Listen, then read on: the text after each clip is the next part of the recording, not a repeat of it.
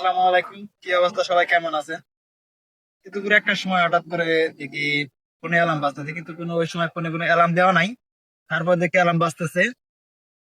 পরে ফোন নিয়ে দেখি মাঝখানে একটা SMS সিভিল ডিফেন্স থেকে আসা, সৌদি আরবের, এবং বিপদ সংকেত চিহ্ন দেওয়া, মোবাইলে অটোমেটিক অ্যালার্ম বাজতেছে। পরে যাক হতাশ হয়ে গেছিলাম।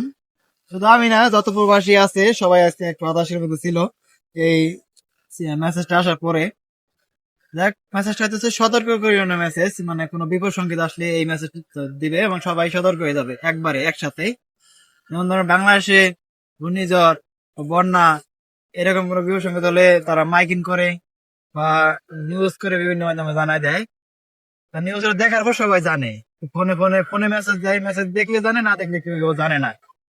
কিন্তু এটা সৌদি আরব আজকে যে বিষয়টা দেখা গেল, যেমন বৃষ্টি যদি হয় ধরেন, ওই হিসেবে তারা সিভিল ডিফেন্স থেকে মেসেজ দিবে, সবারই ফোনে মেসেজটা যাওয়ার সাথে অ্যালার্ম বাজে উঠবে। এই আর কি সিস্টেম।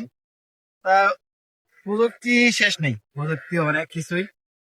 তারা সেটা আজকে সৌদি আরব এটা প্রথম করলো। পরে যখন মেসেজটা ট্রান্সলেশন করে দেখি, মানে প্রথম আজকে ওরা টেস্ট করলো, মানে যে কোনো বিষয়ে তারা সবাইকে অ্যালার্ট করতে পারে একবারে, সবাই একসাথে দেখবে বিষয়টা। এই আর কি। তো প্রযুক্তি অনেকটা এগিয়ে বহির্বিশ্বে, তো বাংলাদেশে নাই। বাংলাদেশে থাকলেও এর কোনো সিস্টেম চালু করে নাই। ওটা হচ্ছে সৌদি আরবে প্রথম আর কি করলো। তারপরে যে কোনো বিষয়ে সবাইকে একসাথে অ্যালার্ট করে দিতে পারবে এবং সবাই বিষয়টা দেখবে, কেউ অজানা থাকবে না। তো, ফোন তো সবার কাছে আছে। ঠিক আছে, আমি সৌদি আরব থেকে, সৌদি আরবের এরিয়া থেকে। তো সবাই আমার পেজটি ফলো করে দিয়েন এবং অন্যান্য বিষয় সম্পর্কে আপনাদেরকে জানাবো।